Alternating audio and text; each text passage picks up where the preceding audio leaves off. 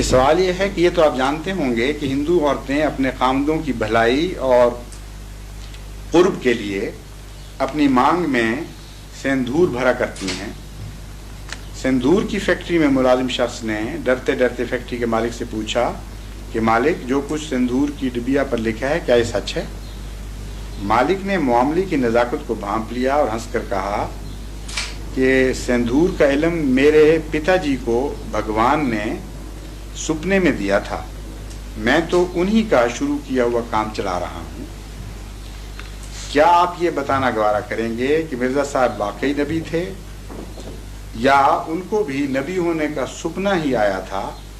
کیا آپ کا نمبر اس معاملے کیا آپ کا ضمیر اس معاملے میں مطمئن ہے کہ آپ جو کام مرزا غلام احمد نے شروع کیا تھا وہ کر رہے ہیں؟ اعجاز احمد صاحب جنجوا. انہوں نے بڑے لمبے سندور کے واسطے سے آخر بات کھولی ہے.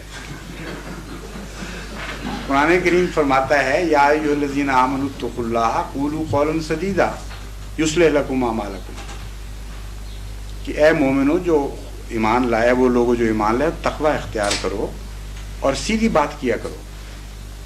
سیدھی بات سے اصلاح اعمال ہوتی ہے. سیدھا سوال یہ تھا کہ حضرت مسیح موعود علیہ الصلوۃ والسلام کو اگر میں نبی سمجھتا ہوں تو واقعی سمجھتا ہوں، اور اگر سمجھتا ہوں تو کن معنوں میں سمجھتا ہوں، اور کیا جو میں کام کر رہا ہوں مجھے ایمان ہے کہ واقعی اندر یہ درست ہے؟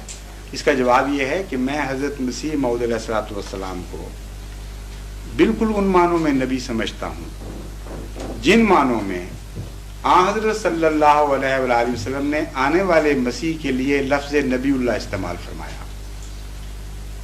ایک جواب میرا غور سے سن لیجئے. میں بین ہی ان معنوں میں نبی سمجھتا ہوں جن معنوں میں حضرت اقدس محمد مصطفیٰ صلی اللہ علیہ وآلہ وسلم نے جن پر آیت خاتم النبیین نازل ہوئی تھی. آنے والے مسیح کے متعلق، گزرے ہوئے کے متعلق نہیں، آنے والے مسیح کے متعلق لفظ نبی اللہ استعمال فرمایا، اور ایک مسلم کی حدیث میں 4 مرتبہ یہ لفظ آپ نے استعمال فرمایا. میں ان معنوں میں آپ کو نبی سمجھتا ہوں جن معنوں میں امام مہدی کا مفہوم قرآن کریم میں ملتا ہے، اور جن معنوں میں امام مہدی کی پیشگوئی حضرت صلی اللہ علیہ وسلم نے بیان فرمائی ہے. امام مہدی کا اگر مقام حضور اکرم کے تابع نبی کا نہیں تھا تو حضرت مرزا صاحب کا بھی ہرگز وہ مقام نہیں تھا. لیکن اگر حضرت امام مہدی کا مقام امتی نبی کا مقام ہے، اور اگر مسیح محمدی کا مقام امتی نبی کا مقام ہے، تو حضرت مرزا صاحب کا مقام بھی امتی نبی ہی کا مقام ہے. یہ ناممکن ہے کہ ایک شخص مسیح ہونے کا دعویٰ کرے اور وہ سچا ہو اپنے دعوے میں، اور کہے کہ میں مسیح تو ہوں لیکن نبی نہیں، کیونکہ مسلم کی حدیث اس پر مخالفانہ گواہی دے گی کہ اے دعویٰ کرنے والے تو مسیح کیسے ہو گیا؟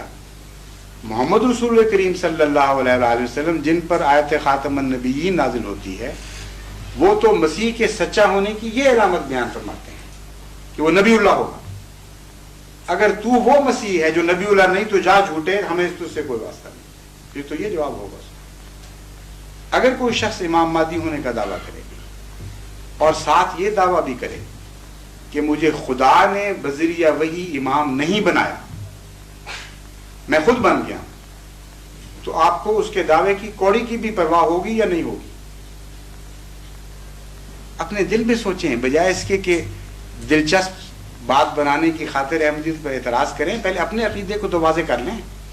آپ کے نزدیک امام مہدی کا کیا مقام ہے؟ میں جانتا ہوں، اور اگر آپ اپنے دلوں کو ٹٹولیں گے، اپنے علماء سے پوچھیں گے، تو اس نتیجے کے سوا آپ نکال ہی نہیں سکتے کہ امام مہدی امتی نبی کے سوا کچھ بھی نہیں ہو سکتا. اس میں وہ 2 شرطیں پائی جاتی ہیں جو ہر نبی کے لازمہ ہیں، جو نبی سے باہر مل ہی نہیں سکتی. اور آپ کا ایمان ہے کہ امام مہدی میں وہ 2 شرطیں پائی جاتی ہیں. نبی کی کیا شرط ہے؟ اللہ اس کو کھڑا کرے، اپنی وحی سے اس کو امام بنا دے زمانے کا. یہ پہلی شرط ہے نبوت کی. دوسری شرط یہ ہے کہ اس کے انکار کی اجازت نہیں دیتا خدا تعالیٰ، اس پر ایمان لانا ضروری قرار دیتا ہے۔ یہ دو شرطیں نبوت کے اندر قدر مشترک ہیں کہ نہیں، یہ بتائیے۔ اگر نہیں بتانا سوچ لیجئے اپنے دل میں۔ اب بتائیے امام مہدی ان دونوں شرطوں میں سے کس کے بغیر ہوگا؟ کیا امام مہدی اپنے خیال سے کھڑا ہو جائے گا؟ کیا امام مہدی کا قوم انتخاب کرے گی؟ کیا خدا اس کو مقرر کرے گا یا نہیں کرے گا؟ اگر اس پر وحی امامت ہوئی، اس کو خدا نے مقرر فرما دیا، تو اگلا سوال خود ہی حل ہو جاتا ہے۔ جس کو خدا کھڑا کرے وہ چاہے ادنا ہو یا اعلیٰ ہو، اس کا انکار، اس کے انکار کی اجازت ہی نہیں دیتا کسی بندے کو۔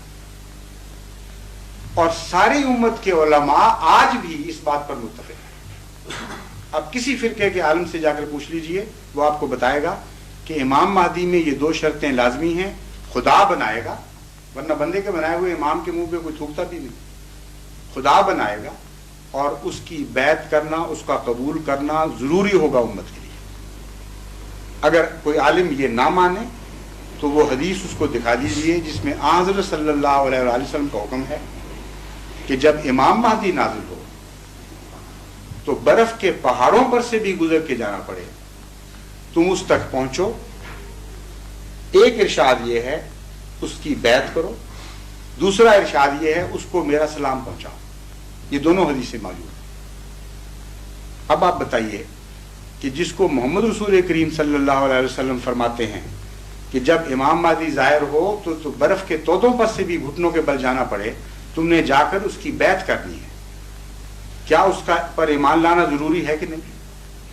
اگر ضروری ہے اور آپ کا دل گواہی دے رہا ہے کہ ضروری ہے، تو بتائیے قرآن کریم میں نبیوں کے سوا کسی پر ایمان لانا ضروری قرار دیا ہے؟ اللہ، رسول، ملائکہ، کتب، یوم آخرت اور نبی، اس کے سوا کسی انسٹیٹیوشن پر ایمان لانا ضروری قرار ہی نہیں دیا۔ اور امام مہدی پر ایمان لانے کی ضرورت پر سارے علماء متفق ہیں۔ تو کان کو آپ بائیں پیچھے سے پکڑ لیں یا دائیں طرف سے پکڑ لیں، بات کہنے کی ضرورت ہو یا نہ ہو، یہ الگ مسائل ہیں۔ تقویٰ کا تقاضا یہ ہے کہ اپنے عقیدے کو معلوم کریں کہ امام مہدی کے متعلق آپ کا کیا عقیدہ ہے۔ عقیدے کے لحاظ سے آپ اس میں نبوت مان رہے ہیں یا نہیں مان رہے، شریعت کے لحاظ سے نہیں۔ وہ ہمارا بھی یہی عقیدہ ہے کہ 100% شریعت محمد مصطفیٰ کا تابع اور غلام، 100% حضرت محمد رسول کریم صلی اللہ علیہ وسلم کے فرمان کا تابع اور غلام۔ یہ شرطیں آپ کے عقیدے میں، ہمارے میں، دونوں میں مشترک ہیں، اس میں اعتراض ہی نہیں ہو سکتا۔ لیکن امام مہدی کے متعلق جو جز آپ نے قائم کیے ہوئے ہیں وہ اجزائے نبوت ہیں۔ اس کا مزید ثبوت اگر آپ نے دیکھنا ہو تو قرآن کریم، میں نے عرض کیا تھا، قرآن کریم میں لفظ امام مہدی موجود ہے، اور جو اہل قرآن کہتے ہیں کہ یہ اصطلاح بعض کی بنی ہوئی، یہ ہم نہیں مانتے کہ رسول اللہ صلی اللہ علیہ وسلم نے فرمایا ہو، ان کے لیے افیکٹو جواب ہے یہ۔ قرآن کریم فرماتا ہے انبیاء کا ذکر کر کے، ایک جگہ نہیں، ایک جگہ سے زائد ڈسٹرب نہ کریں۔ قرآن کریم فرماتا ہے انبیاء کے نام لے لے کر وَجَعَلْنَاهُمْ أَئِمَّةً يَهْدُونَ بِأَمْرِنَا، یہ وہ سارے لوگ ہیں، نوح اور موسیٰ اور عیسیٰ اور ابراہیم، یہ سارے نام دے کے فرماتا ہے۔ ان کے متعلق دو چیزیں ہم نے کی۔ نمبر 1، جعلناہم ائمۃ۔ ائمۃ امام کی جمع ہے، امام کی جمع ائمہ ہے، ائمہ کرام کہتے ہیں جس طرح۔ تو ایک خدا نے یہ وضاحت کی کہ نبیوں کو ہم امام بناتے ہیں۔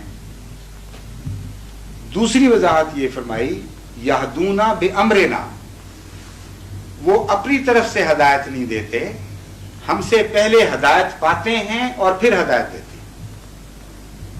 جو خود ہدایت دے اس کو کیا کہتے ہیں؟ ہادی۔ عربی گرامر کا لفظ جیسے واقف آدمی فوراً سمجھ سکتا ہے۔ قاتل جس طرح کہتے ہیں، یہ اس میں فاعل ہے۔ اور جو ہدایت پائے پہلے کسی سے پھر جاری کرے، اس پہ اس میں مفعول صادق آتا ہے اور اس کو مہدی کہتے ہیں۔ تو قرآن کریم نے نبیوں کی تعریف یہ فرمائی ایک جگہ کہ جتنے انبیاء تھے ان میں دو شرطیں پائی جاتی تھیں۔ ایک، وہ ایسے امام تھے جن کو ہم نے بنایا تھا، لوگوں نے نہیں چنا تھا۔ دوسرا یہ کہ وہ ہادی نہیں تھے، مہدی تھے۔ ہم سے ہدایت پا کر پھر لوگوں میں بات کرتے تھے, ہماری ہدایت کے بغیر نہیں چلتے. تو یہ قرآنی اصطلاح ہے, اور ایک جگہ نہیں 3 جگہ قرآن کریم میں یہی آیت مختلف مضمونوں میں نازل ہوئی, اور ہمیشہ نبیوں کے متعلق آئی. بس مسئلہ حل کرنا چاہیے, فساد کو بے وجہ لمبا نہیں کرنا چاہیے. اس بات پر ہم خدا تعالیٰ کے ہر مقدس نام کی قسم کھا کر یہ بیان دینے کے لیے تیار ہیں کہ حضرت امام مہدی کا جو مقام ہے اس سے ایک سوئی کے برابر بھی ہم مرزا صاحب کا مقام اونچا نہیں سمجھتے, اور ایک سوئی کے برابر بھی نیچا نہیں سمجھتے. یہ بحث ہم سے کر لیں کہ امام مہدی کا مقام کیا ہوگا. ہمارے امام مہدی کا نہیں, آپ کا امام آنے والا ہوگا, اس کا مقام طے کر لیں. اگر آپ تقویٰ سے طے کریں گے تو اس کے سوا نتیجہ نکلتا ہی نہیں کہ امتی نبی ہوگا, امام ہوگا, خدا بنائے گا, اس کے انکار کی اجازت نہیں ہوگی امت کو. بس آج نہیں تو کل پھر ایسا امام آنا ہی آنا ہے, اس کے سامنے کیا جواب دیں گے آپ؟ کیا آپ کا بھی یہ خیال ہے کہ آج نہیں کل دوسرا امام آنے والا ہے؟ اگر آج, بالکل میرا بھی یہ خیال ہے, اگر آج نہیں, آپ فرما رہے ہیں بالکل صحیح. اس میں تو دیکھیں لطیفے کی بات نہیں ہے, یہ طرز کلام ہے اردو زبان سے واقفیت کے نتیجے میں. آپ جو لکھنوی دوست بیٹھے ہیں ان سے پوچھ لیجئے, قابل اعتراض بات ہی نہیں بنتی. جب ہم یہ کہتے ہیں اگر یہ نہیں تو کل دوسرا آئے گا, تو یہ استدلال ہے, یہ طرز کلام ہے. قرآن کریم نے اس طرز کلام کو استعمال کیا, اس لیے ایسی بات پر مذاق اڑانا نہیں چاہیے. نہیں, مذاق نہیں ہے, جو قرآن کریم نے بھی استعمال عالم ہے اور بزرگ ہیں, آپ سے پوچھنا یہ میرا فرض تھا, اس کو کلیئر کرنا میرا جزاک اللہ. لیکن اچھا معافی, میں معافی چاہتا ہوں, مجھے آپ کی طرف سے یہ لگا تھا کہ آپ مذاق کر رہے ہیں. میں مذاق نہیں کر رہا, آپ عالم ہیں, میں کچھ بھی نہیں ہوں آپ کے. نہیں, آپ تو بڑے قریب میرے معزز مہمان ہیں. اچھا کہ غلط فہمی دور ہو گئی. جزاک اللہ. قرآن کریم بھی یہ طرز استعمال کرتا ہے کہ اگر یہ نہیں تو پھر یوں ہوگا. تو کہہ دے ان سے کہ اگر خدا کے سوا اور معبود ہوتے تو زمین آسمان پھٹ جاتے. یہ ہے نا قرآن کریم میں آیا. تو کوئی کہے کہ اچھا پھر خدا کے سوا معبودوں کا امکان مانتا ہے خدا تعالیٰ؟ ہرگز نہیں. طرز استدلال ہے کہ اگر یہ بات نہیں مانتے تو پھر یہ تو ہوگی. پھر اچھا جی, السلام علیکم.